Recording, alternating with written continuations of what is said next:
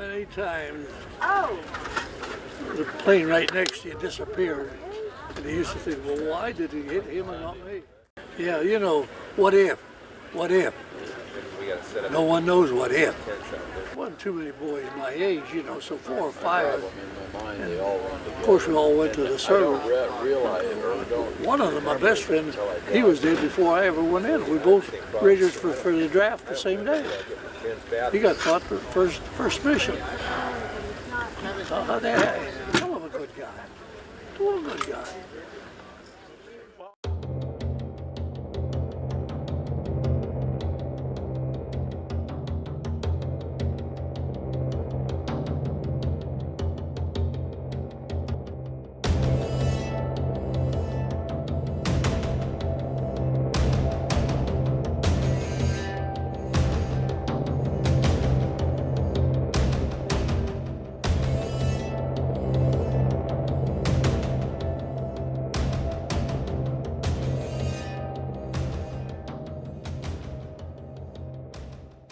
Well, John, so you were a pilot and you bombed the Ploesti oil fields in a B-17. Well, we were there at the B-17 during the Ploesti oil field. So you were European theater. I was in the 15th Air Force flying out of North Africa and Italy. North Africa and Italy. What field were you stationed in? Well, Italy, we flew out of Foggia. Foggia, that's it. That's what I'm trying to pronounce. Foggia oil. The name of the airfield was Amendola. Amendola Airfield. Now, how long were you in for, sir? Total time, 39 months I was in the service. 39 months. Yeah. We trained for, well, we did a lot of training. I was only overseas 13 months. Okay. The rest was training. Anyone that flew in World War II volunteered. Volunteer? And I volunteered for the cadets. Okay. You didn't know whether you was going to be a pilot, navigator, or bombardier. All right. Whatever you qualified for after you was interviewed, and they would determine if that was okay to proceed. I feel they was going to spend a lot of money on flying, Right. teaching how to fly. Right. And they wanted someone who was going to make it, not wash out. halfway through and then decide, oh, I don't want that. Well, you had to have a lot of brain power to get that position, I imagine. They didn't take guys like me and just say, you're going to become a pilot. You took some aptitude tests.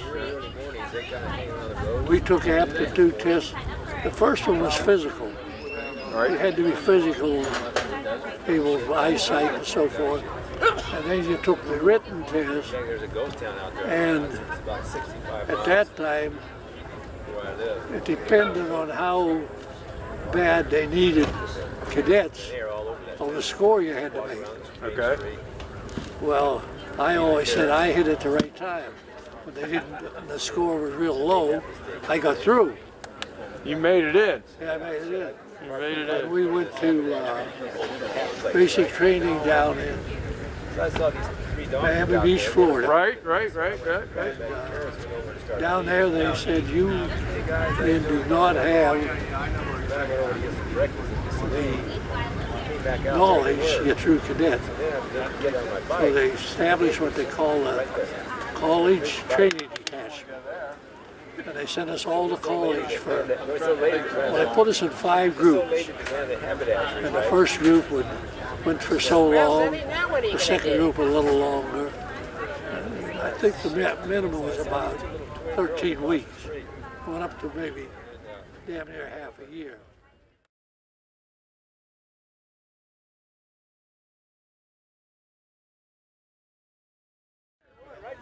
You didn't have a church.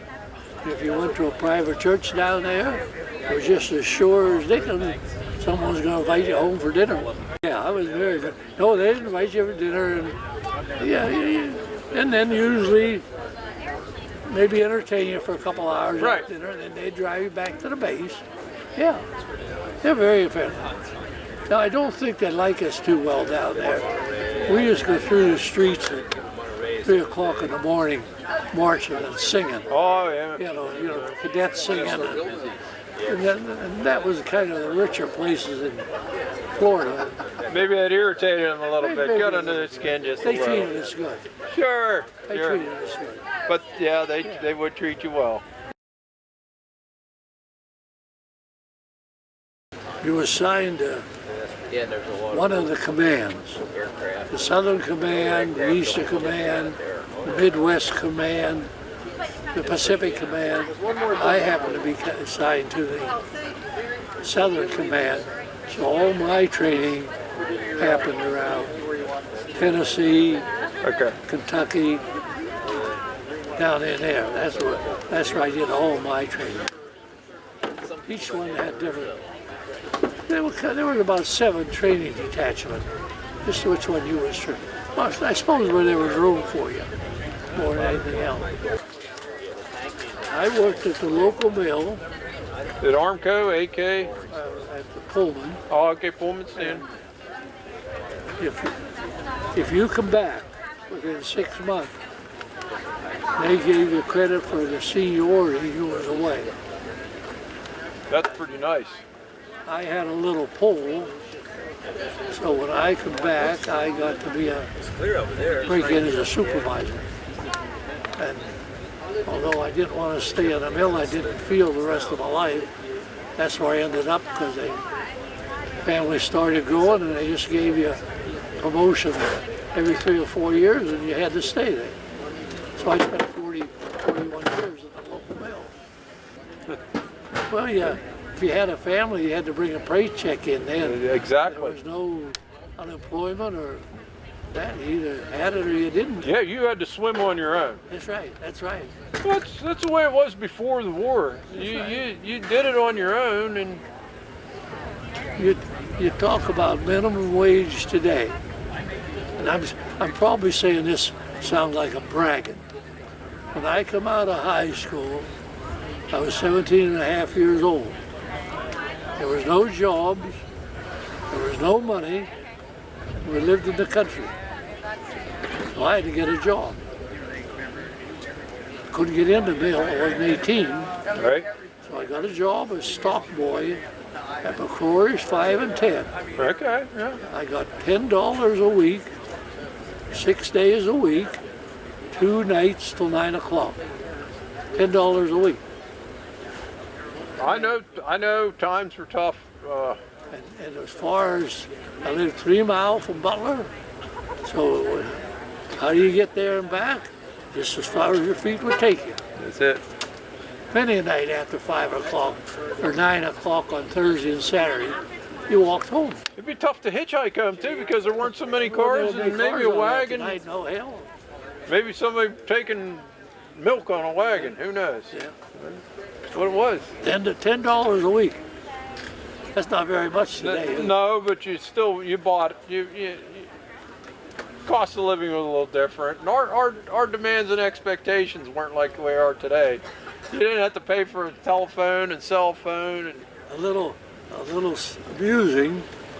I'm a little tight. With money. well, Innovative. And some fellows tell me, you got the first nickel you ever owned. I said, no, I don't have all of it. I just a part of it. you got it worn through a yet? little bit of You it. wear. Took a little bit, but not all of it. I can appreciate that. Yeah. I can appreciate. Life was good. I can. I don't agree with the way the world's going today, but I'm just too old to change, I guess. That's all. I'll tell you though, at my age, life is short and life was interesting. Life was interesting. I think having contentment is the biggest thing. You're satisfied. After we were briefed in the morning on a mission, and you stood around for 10 minutes or so before you went to breakfast and get ready to fly for the day. And I can remember some of those fellows said, I don't think I'm going to make it today. I always knew I was coming back. I knew I was coming back. You'd have to. I had to. You have I had a wife and daughter. I had to come back. But they didn't come back. Yeah, I often think, what phenomenon was that? What got that into their head? They're not going to make it today. Why would you get an attitude like that? No, I don't know what it is myself. I can't explain it. Psychologists probably could, but I can't. So after the war, you worked at Pullman Standard for 40 odd years. 41 years. 41 years.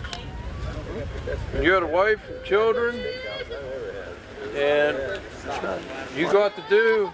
5 children, a wife. Always had a job. And you made well. Never wanted too much, just a good life, and we had it. And look at 40 years retirement. Think of that, 40 years retirement. What can you ask for? I feel I'm so lucky. I believe you are. I believe at 98 years old, you got it up here, you're still telling your story. And you're still grateful. I forget what happened yesterday, though. Well, I don't always remember what I ate for supper. I'm lucky. I live with myself, and I still drive, and I got good neighbors to haul me around. Keep an eye on you. Keep an eye on them, yeah. Heck yeah. That's just fantastic. Be with them 3 or 4 days this week. That's a good neighbor, right? Absolutely, it's a good neighbor. That's a good neighbor. Well, anything else you'd like to tell me? No, not really. Okay. That's good. I'm just contented as it is. Well, I'm certainly happy Thank you. to talk Thank to you. you. Thank you.